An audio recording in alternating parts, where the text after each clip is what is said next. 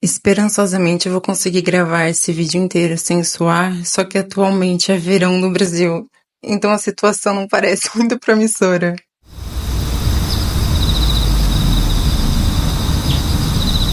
Eu acredito que quando nós temos um encontro genuíno com Deus, é muito normal que a gente olhe para tudo que já fazia parte da nossa vida de forma automática com novos olhos, com os novos olhos que a gente ganha, com olhos espirituais.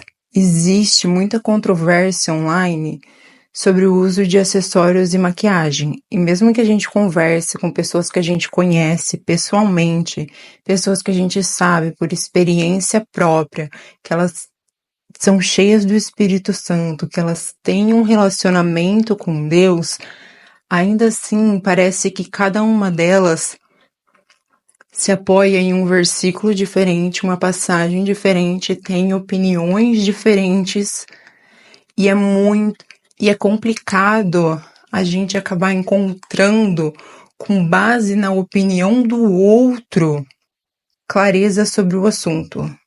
Eu comecei a ficar particularmente inquieta sobre esse assunto, sobre o uso de acessórios e maquiagem, quando eu percebi que o que Deus estava falando comigo sobre isso era muito diferente do que outras pessoas que eu acompanhava, que eu conhecia, que eu respeitava, que elas tinham ministério online e que eu sabia que elas eram pessoas que ouviam a voz de Deus.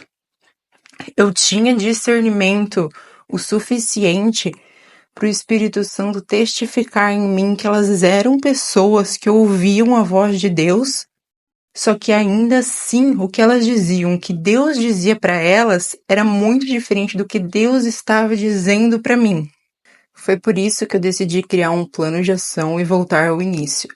Eu precisava primeiro ver o que a Bíblia dizia em si sobre o uso de acessórios, o que inclui joias e maquiagem. Eu percebi que eu estava me debatendo internamente porque eu estava levando em consideração a opinião de diferentes pessoas. E antes de eu levar em consideração a opinião de qualquer pessoa, por mais que fosse alguém que eu admirasse, que eu respeitasse, eu precisava checar o que a palavra de Deus dizia de fato. A questão é que ninguém está acima do erro, e isso inclui pessoas que são cheias do Espírito Santo, isso inclui pessoas que ouvem a voz de Deus.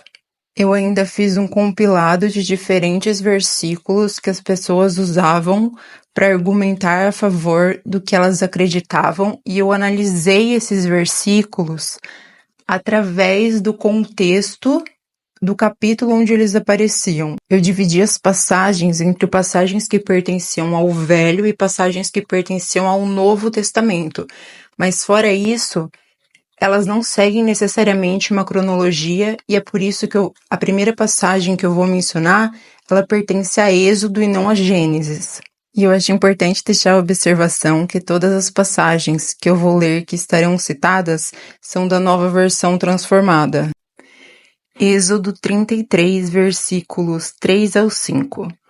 Subam à terra que produz leite e mel com fartura, mas eu não viajarei no meio de vocês, pois são um povo teimoso e rebelde. Se eu os acompanhasse, certamente os destruiria ao longo do caminho.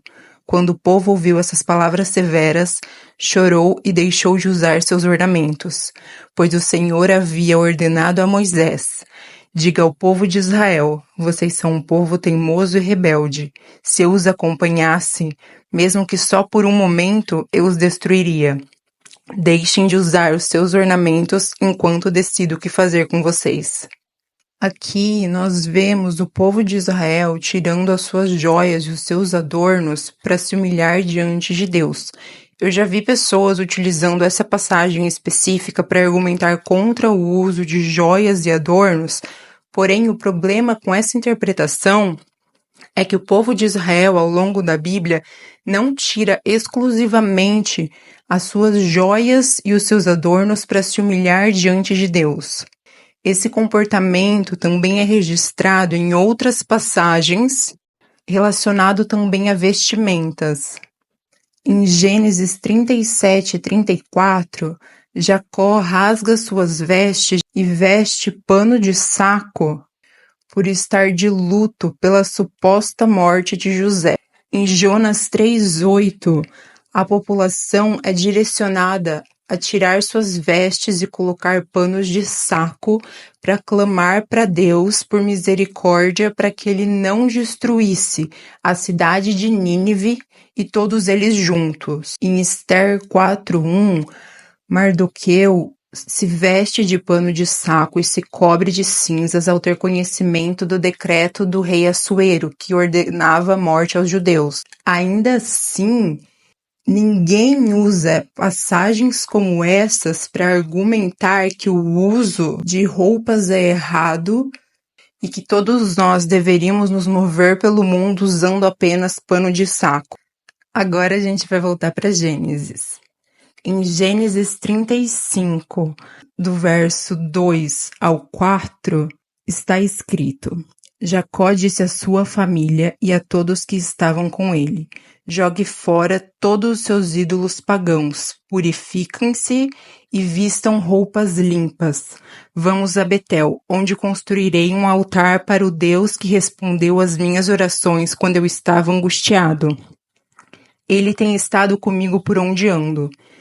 Então entregaram a Jacó todos os ídolos pagãos e as argolas que usavam nas orelhas, e ele os enterrou ao pé da grande árvore perto de Siquém.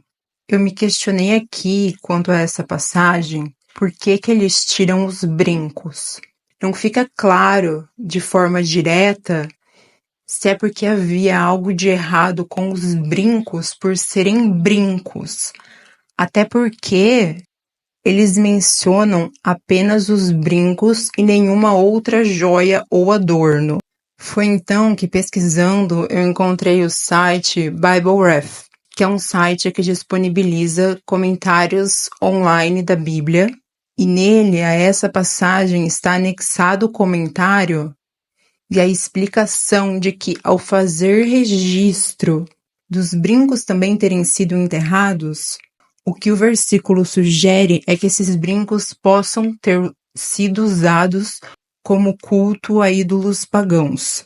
Reforçando esse argumento, ainda existe um artigo do Victor Avigdor Horowitz, publicado pela Catholic Biblical Association, que diz que os brincos que foram enterrados eram brincos que tinham imagens de ídolos. Só que, ao mesmo tempo, existem conotações muito negativas associadas ao uso de joias e acessórios na Bíblia, certo? Em Isaías 3, 16 ao 27, está escrito: O Senhor diz: a bela Sião é arrogante, estica o seu pescoço elegante e lança olhares atrevidos, caminhando com passos curtos, fazendo tinir os enfeites de seus tornozelos. Por isso, o Senhor fará surgir crostas em sua cabeça. O Senhor deixará calva a bela Sião. Naquele dia, o Senhor removerá tudo que a embeleza: os enfeites, as tiaras, os colares em forma de meia-lua, os brincos, as pulseiras e os véus, os lenços, os enfeites para o tornozelo, os cintos, os perfumes e os amuletos, os anéis, as joias do nariz, as roupas de festa, os vestidos, os mantos e as bolsas, os espelhos, as roupas de linho fino, os adornos para a cabeça e os chales. Em vez de exalar perfume agradável, ela terá mau cheiro. Usará cordas como cinto e perderá todo o seu lindo cabelo. Vestirá panos de saco em vez de roupas finas, e a vergonha tomará o lugar de sua beleza. Os homens da cidade serão mortos à espada, e os seus guerreiros morrerão na batalha. Os portões de Sião chorarão e se lamentarão. A cidade será como uma mulher devastada, encolhida no chão. Eu não vou dizer que o uso de joias nessa passagem é metafórico e que por isso Não é possível argumentar contra ele usando esses versículos. Mas eu vou dizer que se essa passagem estabelece que o uso de joias é errado por serem joias em si, ela também estabelece que há algo de errado em usar cintos, vestidos, bolsas e em ter espelhos em casa, porque todas essas coisas são apresentadas na mesma posição nesse trecho. Além disso, se o uso de joias fosse explicitamente errado segundo a Bíblia, não faria sentido que Deus também se referisse a elas de forma positiva em suas metáforas ao falar sobre o povo de Israel. Em Ezequiel 16, 4-13 está escrito: no dia em que você nasceu, ninguém cortou o seu cordão umbilical, nem a lavou, nem a esfregou com sal, nem a enrolou em panos. Ninguém teve compaixão nem cuidou de você. No dia em que você nasceu, você foi rejeitada e abandonada num campo. Mas eu passei por lá e a vi, indefesa, esperneando em seu sangue e lhe disse: viva! Eu a fiz desenvolver-se, como uma planta no campo. Você cresceu e se tornou uma linda joia. Seus seios se formaram e seu cabelo cresceu, mas você continuava nua. Quando passei por você outra vez, vi que já tinha idade suficiente para amar. Eu a envolvi com o meu manto para cobrir sua nudez e pronunciei meus votos de casamento. Fiz uma aliança com você, diz o Senhor soberano, e você se tornou minha. Então lavei você, limpei o seu sangue e passei óleo perfumado em sua pele. Eu lhe dei roupas caras de linho fino e de seda com lindos bordados e sandálias feitas do mais excelente couro de cabra. Também lhe dei belas joias, pulseiras e lindos colares, uma argola para o nariz, brincos para as orelhas e uma bela coroa para a cabeça. Assim, você foi enfeitada com ouro e prata. Suas roupas eram feitas de linho fino e seda e tinham lindos bordados. Você comia os alimentos mais seletos, farinha da melhor qualidade, mel e azeite, e se tornou mais linda do que nunca. Parecia uma rainha e de fato era. Outro argumento que eu constantemente esbarrei ao ver pessoas falando contra o uso de joias, piercings e outros acessórios, porque segundo elas era errado, era que esse era um costume dos egípcios. Porém, na verdade, isso é biblicamente impreciso. Em Gênesis 24:10, está escrito que Abraão deu presentes valiosos para o seu servo dar à noiva que encontrasse a Isaque. Eu vou ler Gênesis 24:10. Em seguida, pegou 10 camelos de Abraão, carregou-os com presentes valiosos de todo tipo da parte do seu senhor e viajou para a distante terra de Arã-Naaraim. Então, em Gênesis 24, do 21 ao 22, nós vemos que entre esses presentes preciosos havia um piercing de nariz e 2 pulseiras. Eu vou ler agora Gênesis 24, do 21 ao 22. O homem a observou em silêncio, pensando se o Senhor tinha lhe dado sucesso em sua missão. Por fim, quando os camelos terminaram de beber, o servo deu à moça uma argola de ouro para o nariz e 2 pulseiras grandes de ouro para os braços. A parte importante de notar aqui é que esse acontecimento antecede o período de escravidão que Israel passou no Egito. E isso só viria a acontecer 2 gerações depois. Abraão é pai de Isaque, Isaque é o pai de Esaú e Jacó, e são os filhos de Jacó e os seus descendentes que enfrentam a escravidão no Egito. Porém, alguém ainda pode argumentar que, se o uso de joias e acessórios não é errado segundo a Bíblia, por que ele aparece associado a tantas conotações negativas? E a questão é que joias, acessórios, perfumes, maquiagens, o que for, não são errados por si só, mas o que os torna bons ou ruins, o que torna o uso dele algo certo ou errado, é a postura do coração de quem os usa. Não são os acessórios em si que são corruptos ou edificantes de forma inerente. É o que está por trás deles. É sobre a motivação da pessoa que os usa. Um exemplo claro que eu vejo disso e que dá para ser traçado um paralelo com o uso de acessórios e maquiagens está no livro de Samuel. Enquanto na Bíblia há o registro de pessoas que tinham cabelo comprido para se consagrarem a Deus, como é o caso de Sansão e do próprio Samuel, em 1 Samuel, o livro de 2 Samuel registra também o caso de Absalão, em que ter o cabelo comprido, na verdade, era um símbolo e sinônimo de orgulho e de vaidade. Em 1 Samuel 1:11, Ana, a mãe de Samuel, aparece fazendo um voto a Deus quanto a não cortar o cabelo do seu filho. Então fez o seguinte voto: Ó Senhor dos Exércitos, se olhares com atenção para o sofrimento de sua serva, se responderes à minha oração e me deres um filho, eu o dedicarei para sempre ao Senhor, e o cabelo dele nunca será cortado. Aqui, o cabelo comprido de Samuel é, na verdade, um símbolo do compromisso e do comprometimento dele com Deus. Não é o que acontece com Absalão, filho de Davi. A primeira vez que o cabelo de Absalão é mencionado é em 2 Samuel 14, 25 ao 26. Não havia nenhum homem em todo o reino de Israel tão elogiado por sua beleza como Absalão. Era perfeito da cabeça aos pés. Cortava o cabelo uma vez por ano por causa de seu peso. 2,4 quilos, segundo o peso real. E é entre 2 Samuel 18:9 e 2 Samuel 18:14 que a gente entende por que o cabelo dele é mencionado.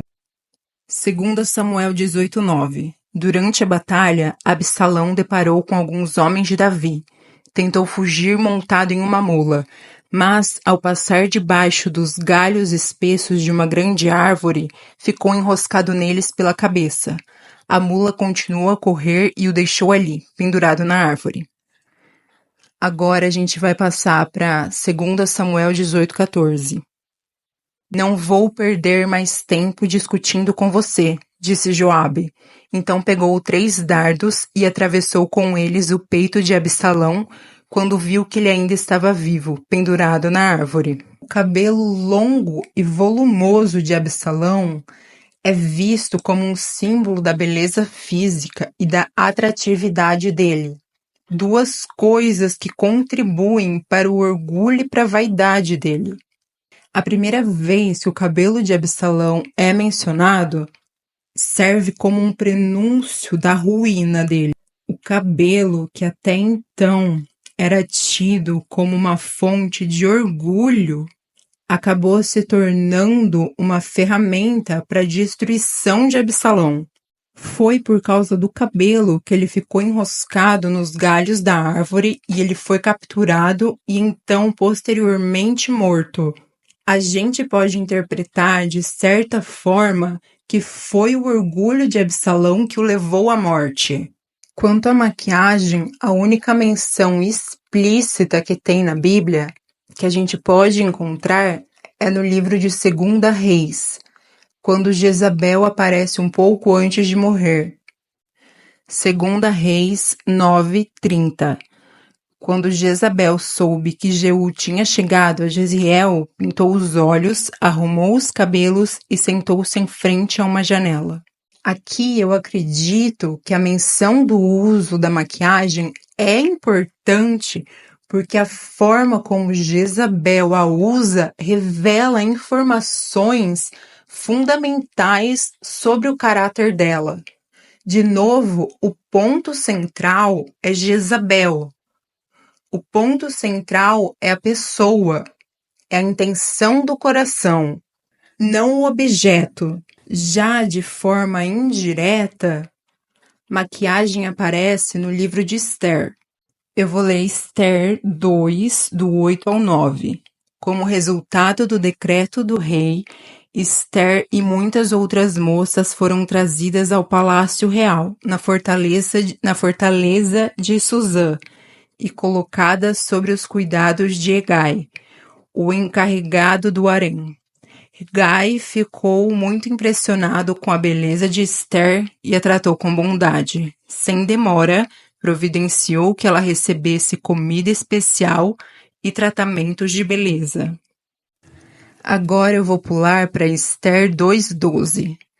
Antes de ser levada aos aposentos reais, cada moça recebia os 12 meses prescritos de tratamento de beleza, 6 meses com óleos de mirra e 6 meses com perfumes e cosméticos. Como eu disse, aqui a menção de maquiagem não acontece de forma explícita. É possível assumir que tratamentos de beleza e cosméticos envolvessem maquiagem em algum nível, mas como não está escrito de forma clara, eu não argumentaria contra alguém que dissesse que é apenas especulação. Ainda assim, Esther passou por procedimentos que acentuassem a sua beleza. E isso não é apresentado no livro de forma negativa. Portanto, não é possível concluir apenas com base no Velho Testamento que o uso de acessórios e maquiagens é certo ou errado. Então, a próxima coisa que eu fiz foi analisar o Novo Testamento. De novo, eu não organizei as passagens necessariamente por ordem cronológica. E é por isso que o primeiro verso que a gente vai ler vem de Pedro 3, do 3 ao 4. Não se preocupem com a beleza exterior obtida com penteados extravagantes, joias caras e roupas bonitas. Em vez disso, vista-se com a beleza que vem de dentro e que não desaparece, a beleza de um espírito amável e sereno, tão precioso para Deus. Pedro aqui estabelece a aparência física como secundária em relação ao coração e ao espírito das mulheres. Ele argumenta que a aparência física não se sustenta e que não é o que importa. No entanto, ele não proíbe o uso de joias ou de roupas bonitas, e ele não diz que é errado. Então agora nós vamos para Timóteo. Em 1 Timóteo 2, 9 ao 15, está escrito: da mesma forma, quero que as mulheres tenham discrição em sua aparência, que usem roupas decentes e apropriadas, sem chamar atenção pela maneira como arrumam o cabelo ou por usarem ouro, pérolas e roupas caras, pois as mulheres que afirmam ser devotas a Deus devem se embelezar com as boas obras que praticam. As mulheres devem aprender em silêncio e com toda a submissão. Não permito que as mulheres ensinem aos homens, nem que tenham autoridade sobre eles. Antes, devem ouvir em silêncio, porque primeiro Deus fez Adão e depois Eva, e não foi Adão o enganado. A mulher é que foi enganada e o resultado foi o pecado. Mas as mulheres serão salvas dando luz a filhos, desde que continuem a viver na fé, no amor e na santidade, com discrição. Isso é capcioso. Não porque as pessoas usam o que Paulo escreveu em discussões sobre qual é a forma ideal e apropriada para as mulheres se vestirem, mas principalmente porque as pessoas adoram usar o que Paulo escreveu para descreditar o que as mulheres falam em contextos cristãos. Não é difícil encontrar pessoas dizendo às mulheres que elas não deveriam ter voz em uma plataforma ou que ser pastor é antibíblico, só que a verdade é que não é bem assim. Quanto à forma de se vestir, eu acredito que o que Paulo disse pode sim ser expandido a outros ambientes. Porém, que naquele versículo ele está especificamente falando sobre o contexto da igreja. É por esse mesmo motivo, por se tratar do contexto da igreja, que ele aponta aqui como as mulheres deveriam ficar em silêncio, quando em Romanos ele escreve instruindo a igreja local a receber bem duas mulheres que estavam, assim como ele, espalhando o evangelho, ou seja, pregando. Eu vou ler agora Romanos 16:12. Saúdem Trífena e Trifosa, obreiras do Senhor, e a estimada Pérside, que tem trabalhado com dedicação para o Senhor. O uso do termo obreiras aqui indica que elas tinham uma participação ativa na igreja. Mas se isso não é suficiente, ainda existe o que ele diz um pouco antes, em Romanos 16:7. Saúdem Andrônico e Júnias, meus compatriotas judeus que estiveram comigo na prisão. São muitos respeitados entre os apóstolos e se tornaram seguidores de Cristo antes de mim. Júnias, uma mulher, é referida por Paulo como apóstola. E ainda existem outras versões do Novo Testamento, e eu digo isso porque eu não sei qual que você vai procurar e qual que você vai ler, em que o nome dela também aparece como Júnia ou Júlia. O meu ponto aqui é que a passagem de Timóteo precisa ser analisada em contexto. É necessário considerar a configuração da igreja da época.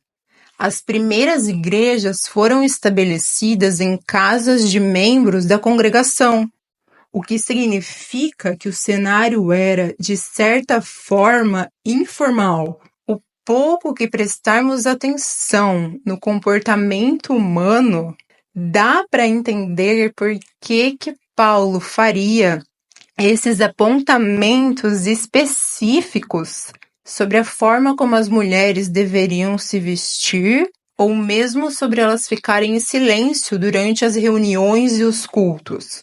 Mesmo hoje em dia, que a gente tem um local designado como igreja, para ser igreja, ainda assim tem pessoas que veem como ir à igreja, que veem ir à igreja como um evento social.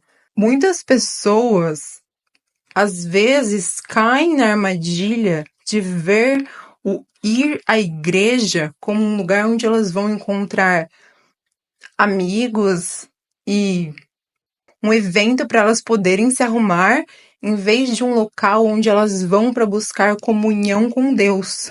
Eu também ainda considerei o argumento recorrente de que é importante saber qual pessoa serve ou não a Deus através da forma como ela se veste. E enquanto eu concordo no sentido em que existem certos tipos de roupa que nós devemos evitar, que são roupas que são sensuais e insinuantes, eu não posso ignorar o fato de que esse não é um argumento sólido, muito sólido o suficiente para a gente se apoiar. Enquanto é verdade que não dá para a gente saber se uma pessoa é ou não cristã pela forma que ela se veste, a não ser que ela se vista de um jeito muito característico, e também não é possível saber se uma pessoa é ou não cristã, é genuinamente cristã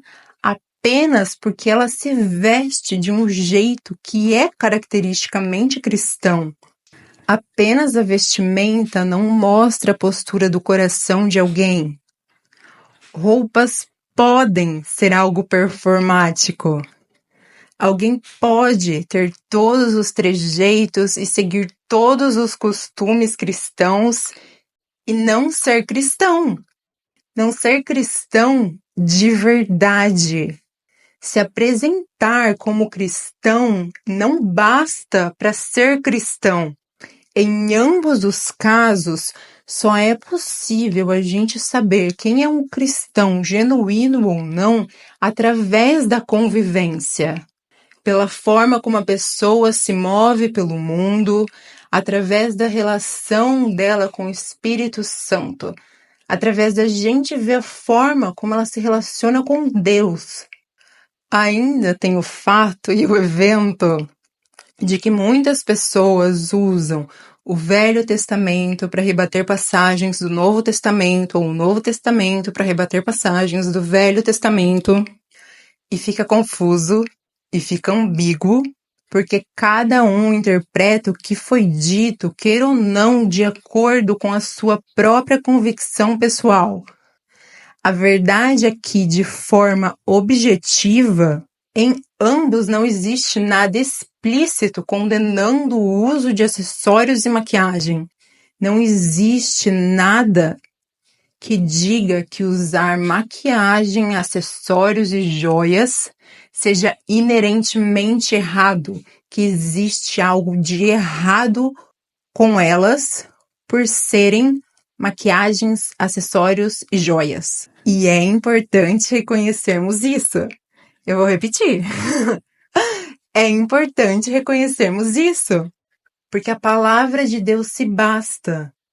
Nós não podemos tirar nada dela e também nós não precisamos acrescentar nada a ela. Dizer que o uso de acessórios e maquiagens é errado, segundo a Bíblia, é adicionar coisas à Bíblia. E isso é errado e é perigoso. Isso é o que os fariseus faziam. A gente não pode esquecer do que está escrito em Marcos 7, 6 ao 8. Jesus respondeu: hipócritas, Isaías tinha razão quando profetizou ao seu respeito, pois escreveu: este povo me honra com os lábios, mas o coração está longe de mim. Sua adoração é uma farsa, pois ensinam doutrinas humanas como se fossem mandamentos de Deus. Vocês desprezam a lei de Deus e a substituem por sua própria tradição. Mais uma coisa a ser levada em consideração é que usar acessórios e maquiagem, se arrumar, pode sim ser uma forma de honrar a Deus, porque Deus também aprecia o belo e o bonito, Deus aprecia o limpo e o que é bem cuidado. Deus aprecia quando a gente coloca esforço nas coisas, quando a gente se dedica às coisas. A natureza é um exemplo claro disso. Em Mateus 6, 28 ao 30, Jesus se dirige a pessoas que estão preocupadas com o próprio sustento. E é nesse contexto específico que ele se refere a vestimentas. Eu vou ler agora o trecho. E por que se preocupar com a roupa? Observem como crescem os lírios do campo. Não trabalham nem fazem roupas, e, no entanto, nem Salomão, em toda a sua glória, se vestiu como eles. E se Deus veste com tamanha beleza as flores silvestres que hoje estão aqui e amanhã são lançadas ao fogo, não será muito mais generoso com vocês, gente de pequena fé? As flores são passageiras. O tempo de vida delas é muito curto. E ainda assim, Deus se preocupa com elas, incluindo a aparência delas, porque ele tem um compromisso com o que ele criou. Deus honra o que ele criou. Nós sermos cuidadosos com a nossa higiene, com a nossa aparência, com a forma que nos apresentamos para o mundo, desde que isso não seja um ídolo em nosso coração, é também honrar o que Deus nos deu, o nome dele, a criação dele. E isso pode ou não envolver acessórios e maquiagem. Mas alguém pode argumentar que é o homem que vê a aparência quando Deus vê o coração. Assim como está escrito em 1 Samuel 16:7. E é verdade, é absolutamente verdade. A aparência, o que inclui a forma como uma pessoa se veste, se cuida e se arruma, como ela se apresenta, sempre vem em segundo lugar para Deus, sempre tem um valor menor. Ou em terceiro lugar, ou quarto, ou quinto. Eu não sei. Eu nunca perguntei para ele em que lugar a aparência ocupa em uma lista por ordem de importância. Mas ainda assim, ela tem certo valor. E eu digo isso baseada em referências bíblicas. Quando Deus vai se mover entre o povo de Israel, ele pede para o povo se consagrar, o que inclui se lavar e lavarem suas roupas. Eu vou ler agora Êxodo 19, do 10 ao 11. Então o Senhor disse a Moisés: desça e consagre o povo, hoje e amanhã. Providencie que eles lavem suas roupas e estejam prontos no terceiro dia, pois nesse dia o Senhor descerá sobre o monte Sinai à vista de todos. É importante, no entanto, notar que Deus não ordena aqui, nessa passagem, que Israel tire as suas joias e os seus adornos. Ou seja, não existe necessariamente algo de errado com joias e adornos por serem joias e adornos. Outra referência que eu trago sobre Deus se importar com as vestes de uma pessoa e até usar isso como forma de falar com ela, como um sinal, é que antes de Deus promover alguém, ele troca as vestes da pessoa. Um exemplo disso está em Gênesis 41:14, quando José troca de roupa antes de aparecer diante do faraó. O faraó mandou chamar José, que foi trazido depressa do calabouço. Depois de se barbear e trocar de roupa, apresentou-se ao faraó. Agora, tendo dito tudo isso, eu também preciso dizer que mesmo que a Bíblia não proíba de forma explícita o uso de acessórios e maquiagem, não significa que uma pessoa não possa se abster dessas coisas por convicção pessoal. E não significa que Deus não possa usar esses mesmos versículos que eu mencionei anteriormente, que não dizem de forma explícita que o uso de acessórios e maquiagem é errado, para falar para uma pessoa que ele não quer que ela use acessórios e maquiagem. E quando isso acontece, não significa que esses versículos de fato dizem que todo mundo não deve usar acessórios e maquiagens e que tem algo de errado com o uso. Mas sim que Deus os usou dessa maneira para revelar algo para alguém e para falar com essa pessoa.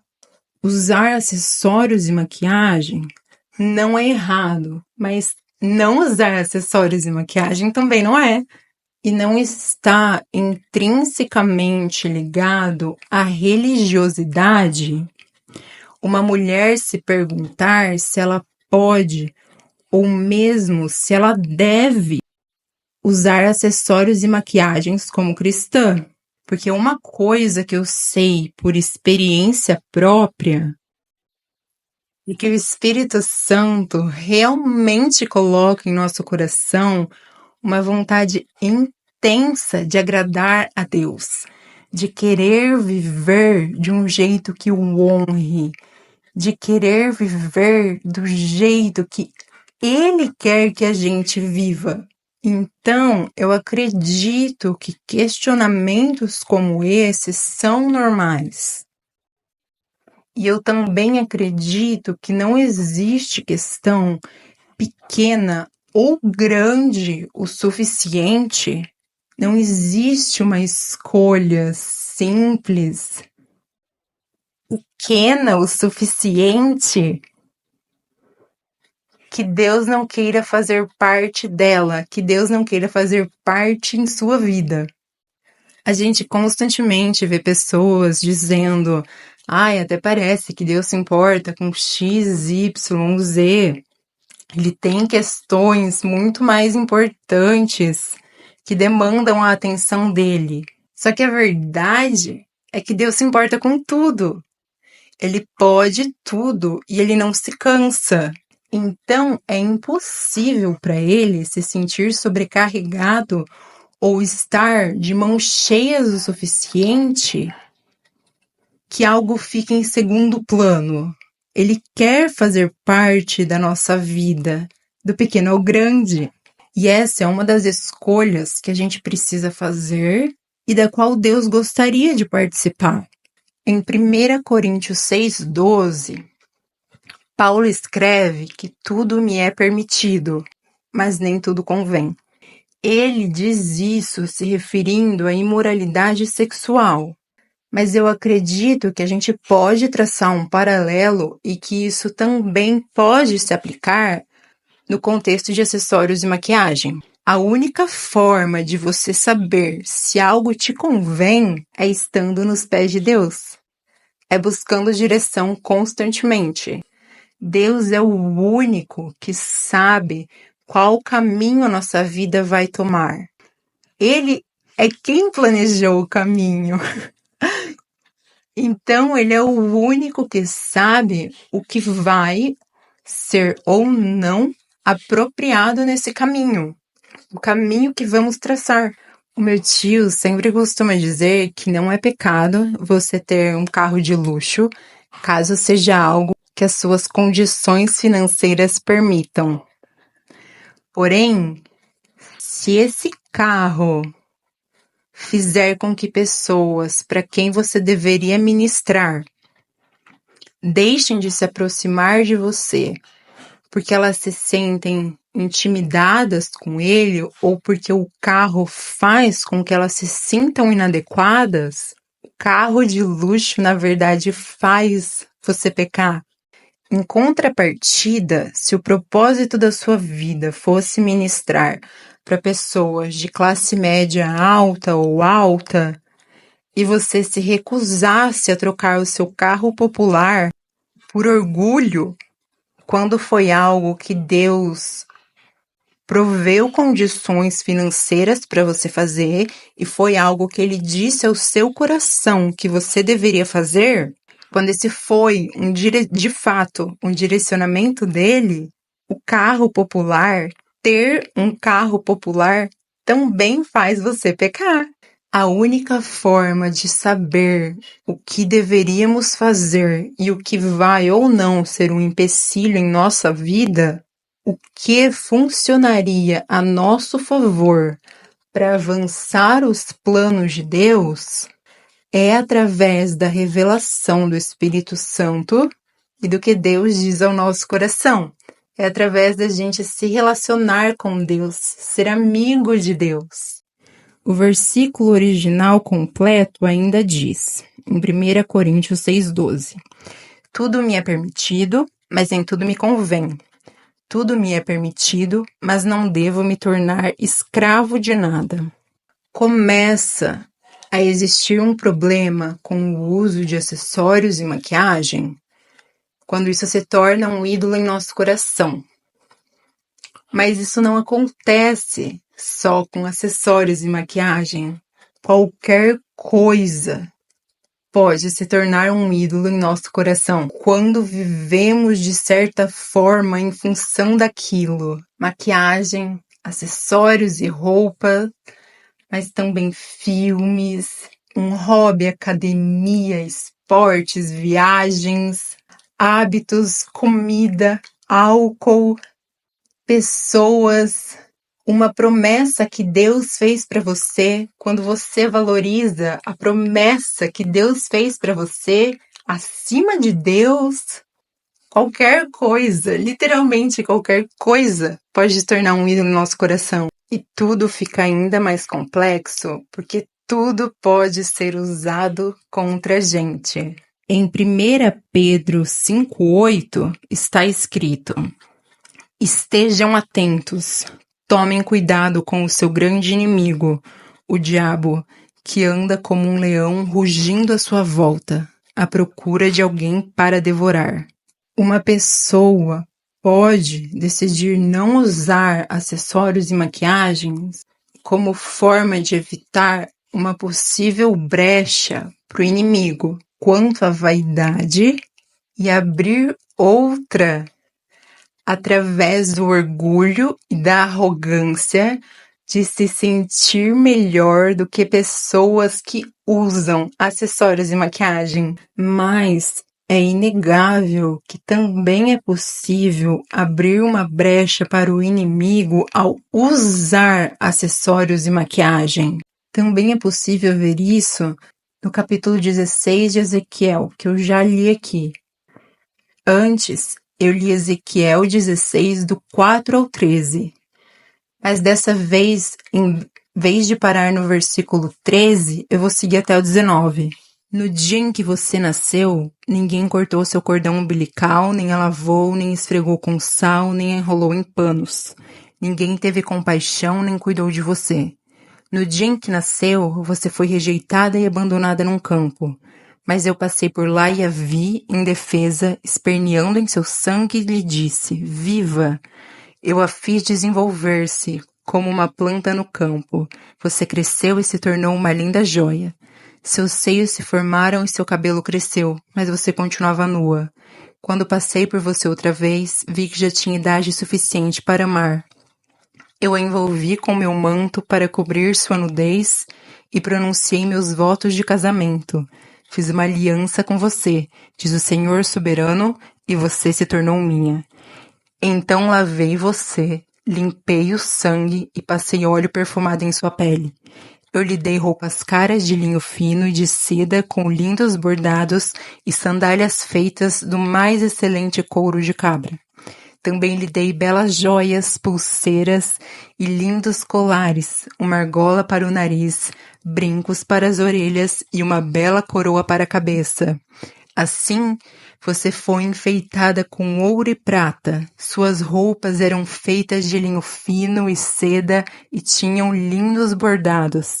Você comia os alimentos mais seletos, farinha da melhor qualidade, mel e azeite, e se tornou mais linda do que nunca. Parecia uma rainha, e de fato era. Sua fama logo se espalhou por todo o mundo por causa da sua beleza. Eu a vesti com o meu esplendor e aperfeiçoei sua beleza, diz o Senhor soberano. No entanto, você pensou que era dona de sua fama e de sua beleza. Então, entregou-se como prostituta a todo homem que passava. Sua beleza estava à disposição de quem a pedisse. Usou os presentes lindos que lhe dei para fazer altares para seus ídolos e ali se prostituiu. Nunca se viu uma coisa dessas. Pegou as joias dos enfeites de ouro e prata que lhe dei, fez estátuas de homens e as adorou. Desse modo, cometeu adultério contra mim. Com as lindas roupas bordadas que lhe dei, vestiu seus ídolos e usou o meu óleo perfumado e o meu incenso para adorná-los. Colocou diante deles como sacrifício a farinha da melhor qualidade, o azeite e o mel com que cuidei de você, diz o Senhor soberano. A questão é que o autocuidado e a beleza podem subir a cabeça de alguém. podem subir à nossa cabeça. Algo que antes a gente fazia para honrar a Deus, algo que Ele nos deu e antes era um presente, pode se tornar uma ferramenta para nós de autovalidação e nos causar destruição através da vaidade. A questão é que não é porque alguém se sente de uma forma específica sobre usar acessórios e maquiagem, aquilo é estático. Nós estamos sempre mudando. Alguém pode não usar e fazer bem para ela inicialmente, então mais tarde a situação inverter. Ou ainda, outra pessoa pode usar e não se debater com questões de vaidade inicialmente, então mais tarde a forma como ela se arruma e a sua própria beleza podem lhe subir a cabeça. E isso é algo que nós precisamos estar constantemente checando. Nosso coração é algo que nós precisamos estar constantemente checando, porque nós mudamos. O contexto em que estamos inseridos muda. A forma como as pessoas respondem a gente muda. E tudo isso afeta a forma como nos sentimos. É por isso que é possível Deus pedir para você abrir mão de algo que mais para frente Ele tem a intenção de devolver para você, ou às vezes Ele permitir que você faça algo durante um tempo que mais para frente Ele vai pedir que você pare de fazer. A única conclusão possível a se chegar é que nós devemos ter um relacionamento com Deus e o buscar para as respostas. E que nós não devemos passar no outro a régua que é nossa. Não é bíblico afirmar que o uso de acessórios e maquiagem é pecado, mas também é errado acreditar que as pessoas que não usam acessórios e maquiagens não usam porque elas estão tomadas por um espírito religioso, quando parar de usar acessórios e maquiagem pode sim ser algo que Deus tenha pedido àquela pessoa. Algo que o Espírito Santo tenha dado convicção a ela quanto a fazer. Só é errado em acreditar que não existe nuances do que Deus nos revela. E o que eu quero dizer com isso é que seria errado eu acreditar que porque Deus disse para eu me comportar de certa forma, no caso usar ou deixar de usar acessórios e maquiagem, que todo mundo deveria se comportar daquela mesma forma e que qualquer pessoa que se comporte diferente está vivendo em pecado. Deus nos dá convicções específicas de acordo com o propósito que Ele tem para a nossa vida. E às vezes elas são diferentes porque nem todo mundo tem a mesma função no corpo de Cristo. É como está escrito em 1 Coríntios 12, do 14 ao 21. De fato, o corpo não é feito de uma só parte, mas de muitas partes diferentes. Se o pé diz, não sou parte do corpo porque não sou mão, acaso por isso deixa de ser parte do corpo? E se a orelha diz, não sou parte do corpo porque não sou olho, será que por isso deixa de ser parte do corpo? Se o corpo todo fosse olho, como vocês ouviriam? E, se o corpo todo fosse orelha, como sentiriam o cheiro de algo? Mas nosso corpo tem muitas partes, e Deus colocou cada uma delas onde Ele quis. O corpo deixaria de ser corpo se tivesse apenas uma parte. Assim, há muitas partes, mas só um corpo. O olho não pode dizer à mão, não preciso de você. E a cabeça não pode dizer aos pés, não preciso de você. Deus me coloca onde Ele quiser e Ele coloca o outro onde Ele quiser. Deus pede a cada um o que Ele quiser.